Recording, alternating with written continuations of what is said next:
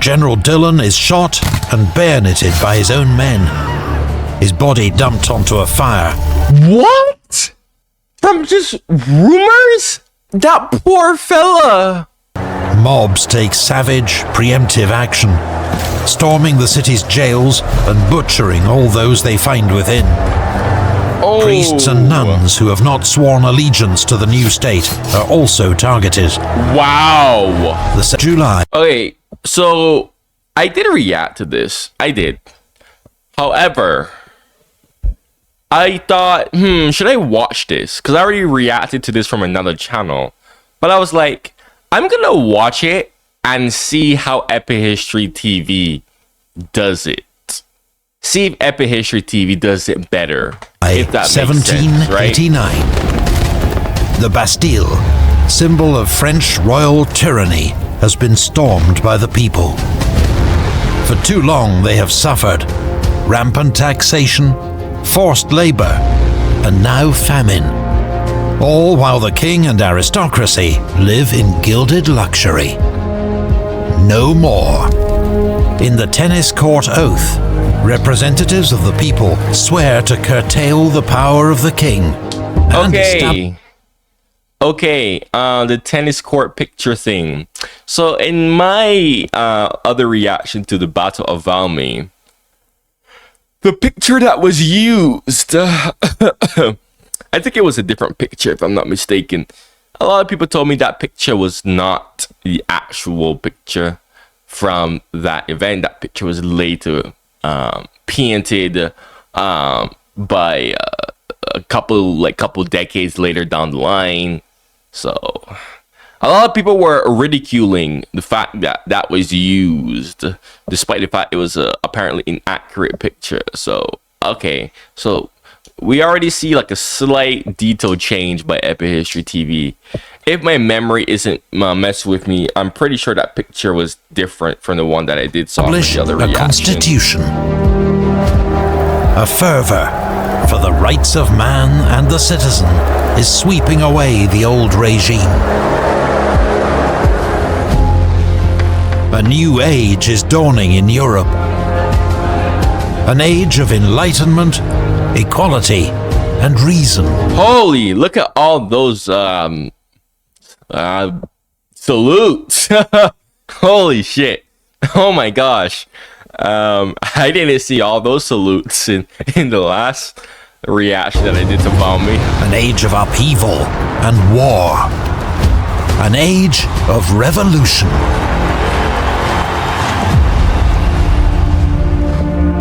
The Battle of Valmy, the birth of the French Republic.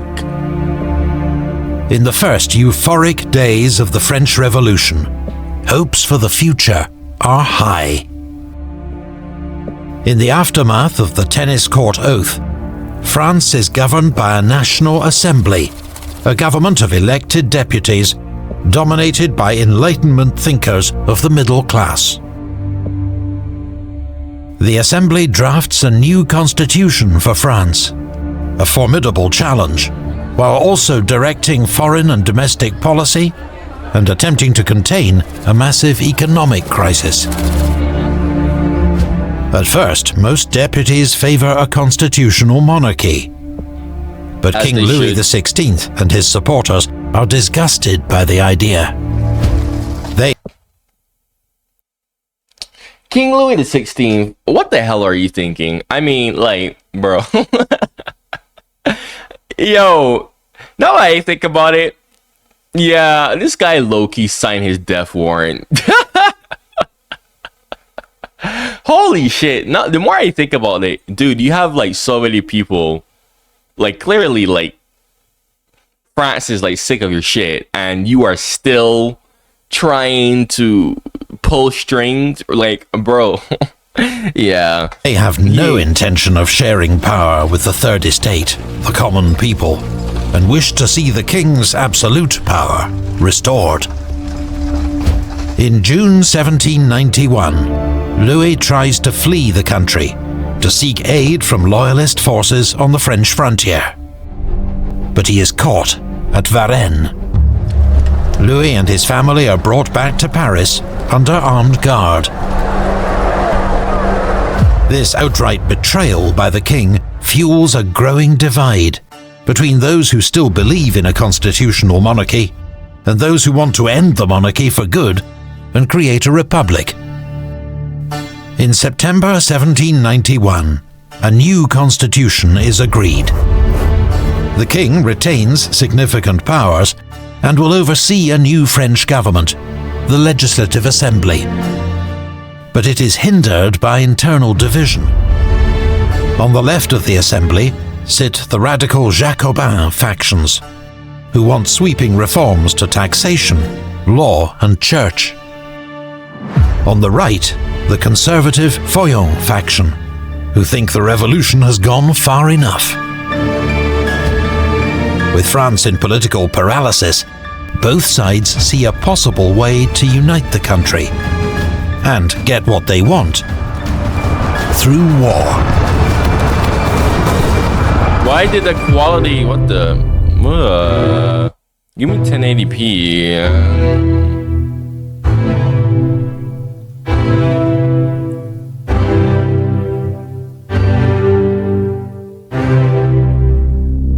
In 1792, the great concern of Europe is not France and its revolution, but Poland. The once mighty Polish-Lithuanian Commonwealth has long been in decline. Oh wow! In 1772, its rapacious... Okay, so this is something I didn't see from the previous Battle of Valmy. The previous Battle of Valmy video that I reacted to did not talk about Poland. So Epic History TV is going a bit off track, doing something a bit different. Interesting. Again, this is why I decided to react to this, because I'm like, nah, this is Epic History TV. Like, they usually are really good at making their own type of stuff, even when other people have done it, because they usually provide like extra details that a lot of these other historical YouTube channels don't.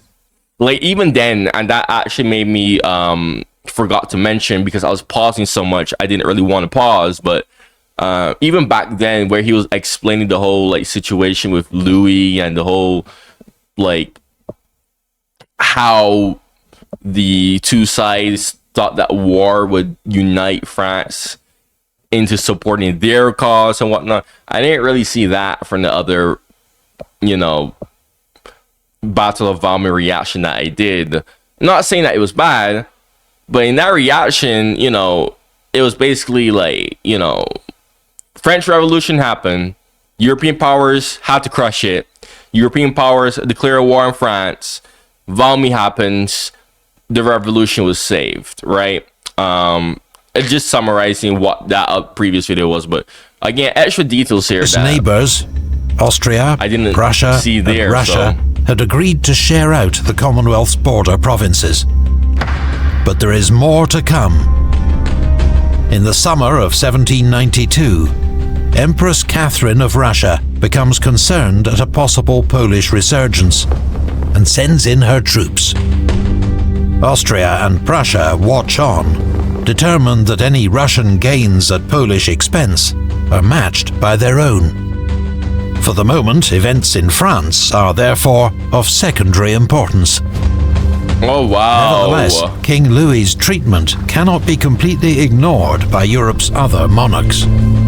Yeah. There are principles at stake, and fears that the ideals of the French Revolution may spread like an infection to neighboring countries. The previous year, 1791, Austria and Prussia had issued a joint statement, the Declaration of Pillnitz. The treatment of King Louis, they announced, was of common concern to all European monarchs. This vaguely worded warning, intended to strengthen King Louis's position, causes outrage in France. The revolutionaries view Austria as a reactionary power, which vaguely worded warning, let me read that again. intended to strengthen. As a matter of common interest to all the... Okay. Strengthen King Louis's position. The most efficient means to place the king of France. His Majesty the Emperor and His Majesty have given attention to the wish of Majesty to the deal that as okay, they trust that his interests will not fail to be recognized. Employ Causes outrage in France. I mean, that letter doesn't look bad. The revolutionary... What? That letter just was basically just saying, just don't do anything bad to the king that would cause a hiccup in Europe. How could you misinterpret that? View Austria as a reactionary power, which gives support to dangerous French exiles, the aristocratic émigrés in Koblenz, who wish to invade France and overturn the revolution. They are led by the king's brothers and cousin, and now command a force 5,000 strong. Concerning. There is growing clamour for war from all quarters. Among the Jacobins, the Girondin faction believe war will unite France. Some even call for a crusade to spread revolutionary ideals across Europe. The king and his supporters believe war will remind France of its traditional loyalties, while privately, King Louis and Marie Antoinette would also welcome French defeat, which would mean an end to the revolution. Wow! Okay, these are some more details here that I really did not hear from the last Valmy reaction. On the 20th of April 1792, that's actually mad. Citing numerous provocations, the French Legislative Assembly votes to declare war on the Habsburg monarchy of Austria. Bro, you know, I always wondered, why did France do that? When I first learned about the French Revolution, I never had an explanation of why France did that. All I heard was that France declared war on Austria. And I was like, wait, why would they do that? Like, they're trying to save the revolution? Like, why would they declare war? That makes so much sense to me now. France rides a wave of war fever, and hopes are high for a quick victory. But the French army, one of the most powerful forces in Europe, has been thrown into chaos by the revolution. Almost half its officers, all aristocrats, have fled France to escape the revolution. Those who remain are not trusted by their men or the politicians. Old regiments of the Royal Army are also regarded with suspicion. They have been augmented by tens of thousands of fresh volunteers, a citizen army that is eager and full of zeal, but lack discipline, training, and supplies. France hopes to capture the Austrian Netherlands, modern Belgium, a rich province and a seemingly easy target.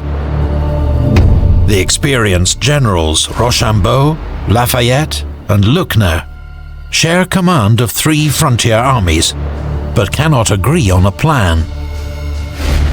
And the fragility of their new recruits is soon exposed.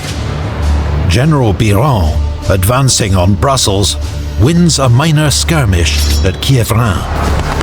But he is so alarmed by the disorderly conduct of his troops, he decides to pull back to the frontier.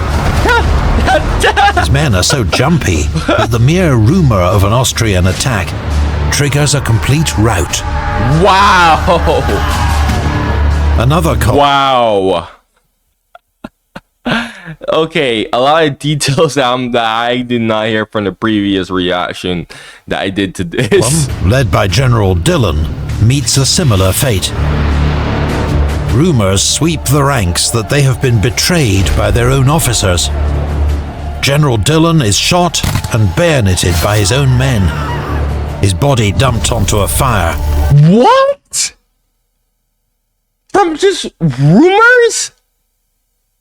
That poor fella. The poor guy. No freaking way. Did they even have some type of proof? Oh my goodness.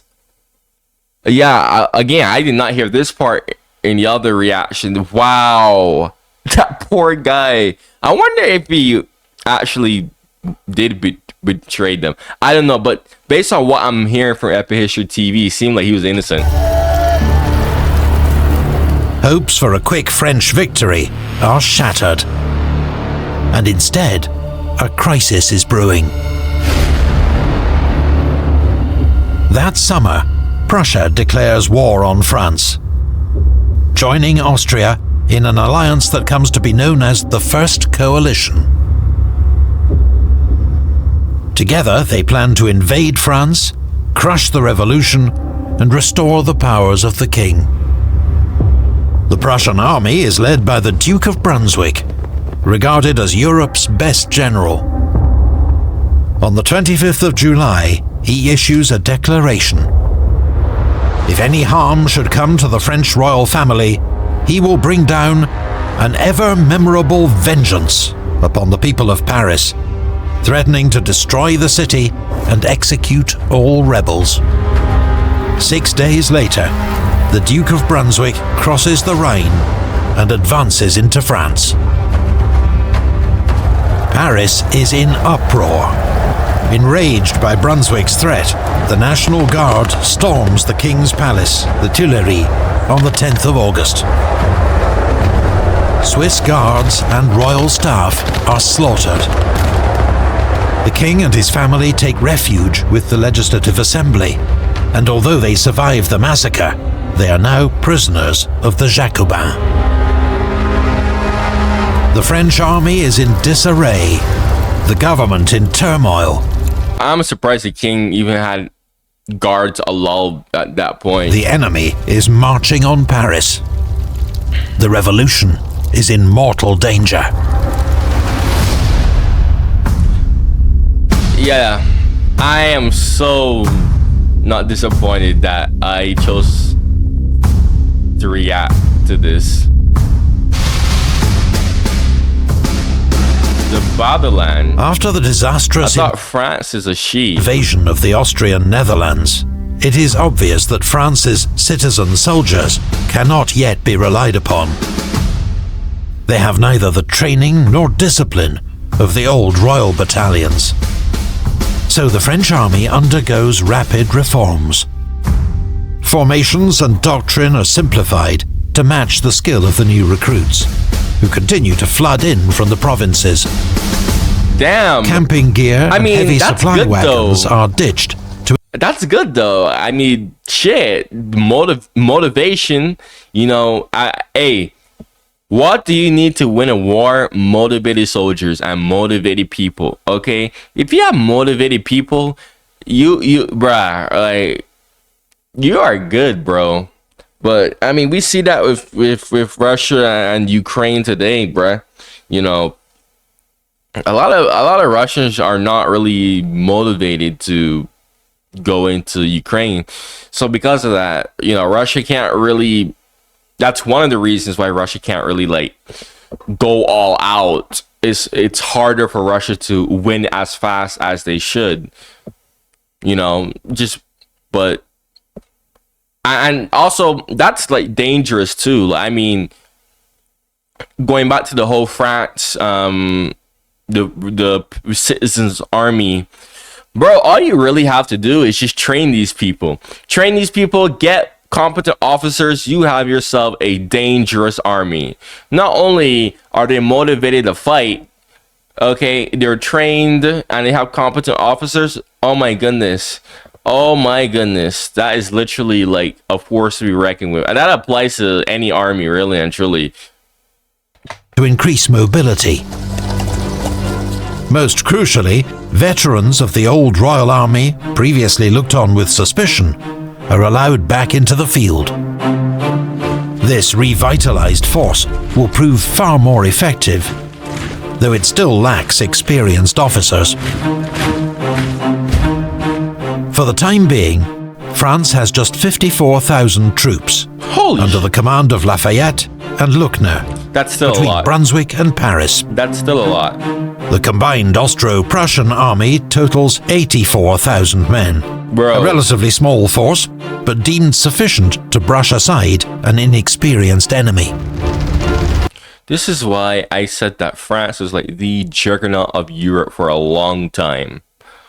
A long time, bro. Really proving my point there. The cautious Brunswick advances slowly into France. On the 23rd of August, he captures the border fortress of Longwy. 10 days later, he captures the fortress city of Verdun. The fall of Verdun triggers panic in the capital. Thus far, you have only had a make-believe warfare, warns Jacobin leader Georges Danton. We shall now have a more terrible war, the war of the nation against the despots. It is time to say to the people that they must hurl themselves upon their enemies. Such words fuel rumors of a plot within Paris. Mobs take savage, preemptive action, storming the city's jails and butchering all those they find within. Priests and nuns who have not sworn allegiance to the new state are also targeted. Wow! The September massacres leave more than 1,000 dead. Things are little better at the front. Rochambeau has resigned in disgrace. Lafayette has defected to the Austrians following a disastrous attempt to launch his own military coup. The new commanders are Generals Kellerman. Oh my goodness, bro. And I was like the Lafayette from the American Revolution too, bro. What a way to disgrace yourself. And Dumouriez. That guy was such a boss in the American Revolution. The way how they teach him in American history class, bro. He's like, oh yeah, he's this awesome freaking French dude. And I can't read going. I'm like too sleepy right now. But they like gas him up, bro. That's why I'm laughing. I'm like, bro, this is like the Lafayette that is like gassed up, bro. Like so hyped up in American history classes, bro. And that's what happened to him. Holy shit. Enthusiastic supporters of the revolution, but as yet untested in high command. Dumouriez, energetic and bold, is tasked with holding the coalition advance at the Argonne forest. But believing the enemy will head south, he fails to properly guard the passes, and Brunswick outflanks Dumouriez to the north. That's crazy. Chazot's division is routed by just 1,500 Prussian hussars. Bro. The panic is so great, it nearly triggers the collapse of the entire French army. Oh my god. Dumouriez only just manages to hold his forces together. The road to Paris is now open for Brunswick. But Kellerman's troops have finally arrived to support Dumouriez. His Army of the Centre contains some of the best regiments in the French army, and gives Dumouriez the confidence to advance against the enemy. Rather than moving to block the road to Paris, Dumouriez makes the bold decision to march against the rear of the coalition army, threatening their lines of communication. Unwilling to risk continuing the advance, Brunswick doubles back to engage the French. Here, he thinks, is a chance to destroy the revolutionary army, which has never yet managed to stand its ground. God had other plans. Children of the fatherland, okay? I cannot believe that France is referred to as a fatherland. What the heck? I thought France is motherland.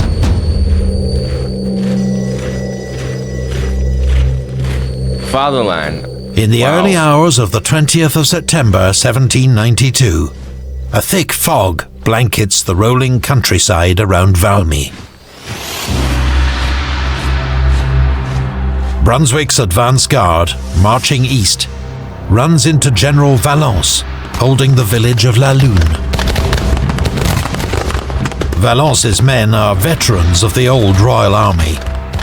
They put up a stiff fight and buy time for the rest of the French army to deploy on a ridge just west of Valmy.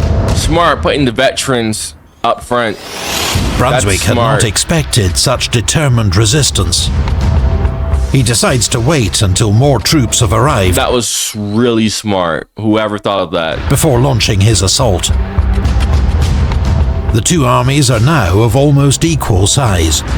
About 36,000 French facing 34,000 Prussians. Okay. Both sides also bring up their artillery. 40 French guns against 56 Prussian. While the Prussians have greater numbers, French guns are better positioned on the hills. The French artillery has also been less affected by the revolution than other arms. They are experienced, disciplined, and benefit from the famous Gribeauval system, which has improved and standardized artillery equipment. You know, when I reacted to one of my France reactions, I heard that this is the 100 Years' War, that French gunners would eventually get a reputation of being very potent, deadly gunners. I guess that goes back to that.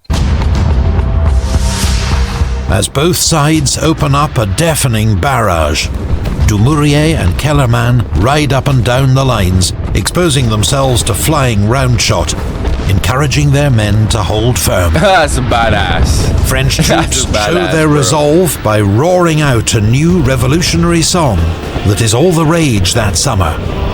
La Marseillaise. Oh, wow. As the artillery duel drags on, it becomes clear that the French will not be so easily broken. At 1 p.m., Brunswick... Yeah, bro, get the song to hype them up, bro. Get this... orders a general advance. The Prussian infantry come under murderous fire. Each step forward, more and more men are smashed by French round shot. Okay, after only this is like the other reaction that I did to Valmy, the other channel that I did. This right here is more, but the other part, like the whole French playing the revolutionary song and thing, I don't think I remember hearing that part. I don't think so. Like I said, that previous reaction that I did to Valmy, he kind of just did the battle itself, but like extra details. He didn't really add in like a bunch of extra details. Again, that's what I like about Epic History TV. He really does add in like so much more details that no one else really does. A few hundred paces, Brunswick decides that further advance will be too costly and halts the attack. For the first time since the outbreak of war, the French seem to have thrown back the enemy. But it's not over yet.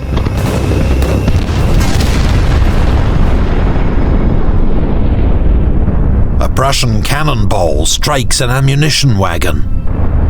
Ranks of men are knocked down. The artillery duel halts briefly as men gaze in awe at the explosion. A Prussian officer urges Brunswick to seize the moment, but Brunswick hesitates, while a young French brigadier, the future King Louis-Philippe, rides up with 2 batteries of horse artillery to shore up the line. Kellerman, too, is on the spot. Future King of France, Louis. Who is that?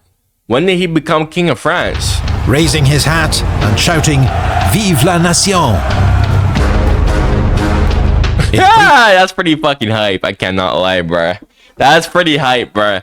Yo, these people are like the ultimate hype beasts. Previous engagements, the French had broken at the first sign of danger. At Valmy, they hold firm. From the royal veterans to the raw volunteers. Also, the irony, now that I think about it. If he's the future King of France, why is he fighting for the revolution? What? The exhausted gunners to the brave generals. At 5 p.m., with rain falling and ammunition running low, firing dies out on both sides.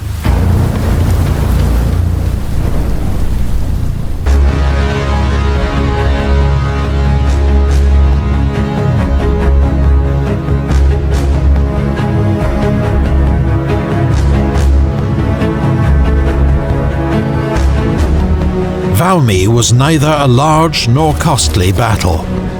There are just a few hundred casualties on both sides. Okay. Some debate whether it should even be called a battle at all. But it is a crucial moment of the French Revolution. With its very survival in jeopardy, the Revolutionary Army, augmented by the old Royal Army, has stood its ground and checked the enemy invasion. The next day, emboldened by news of victory, France's new National Convention abolishes the monarchy and proclaims a French Republic. The French army pulls back to better defensive terrain. The Prussians are left to fend for themselves in a hostile country. Heavy rain continues to thrash the armies through September, while desertion and disease reduce Brunswick's main force to just 17,000 effectives. Almost half of his army? Not even from fighting, bruh. Has had enough. That's mad. His well-drilled soldiers are a precious resource, not to be thrown away on a doomed enterprise. What's more, the situation in Eastern Europe seems a more pressing concern, where Poland is about to be carved up once more. Brunswick gives the order to retreat, and on the 23rd of October, the last coalition troops recross the River Rhine back into Germany. That's crazy though. That's mad. It will take more than 20 years and the loss of more than 3 million lives before another coalition army gets as close to Paris as Brunswick did. Wow. Autumn in 1792. Do you want to... That's crazy. The partition of Poland kind of like saved France. That's insane. The partition of Poland kind of saved France. And you know what's funny is Napoleon, you know, France would eventually come back and do the favor to Poland when Napoleon would like make a Polish state again, kind of, sort of. Very interesting relationship there. I do know that Poland and France has a very like loving relationship between each other because of that, and that Napoleon was very fond of Poland. But if you're new to my channel, you like my reactions, and you have anything you want me to react to, comment down below. I do suggestions basically every single day. Check out my other Epic History TV reactions, man. Like and subscribe. Turn the bell notifications on if you're an active member. Not active member, but a channel subscriber, active viewer, and you have suggestions you want me to do. You know, again, the membership is 99 cents a month. It's so worth it. As I get more members, I will expand the perks. I have 7 members right now. None of them are disappointed. Link is going to be in the comments to all the perks that you get when you are a channel member. Like I said, guys, for only 99 cents, it is worth it, man. Anyways, thank you for watching and goodbye.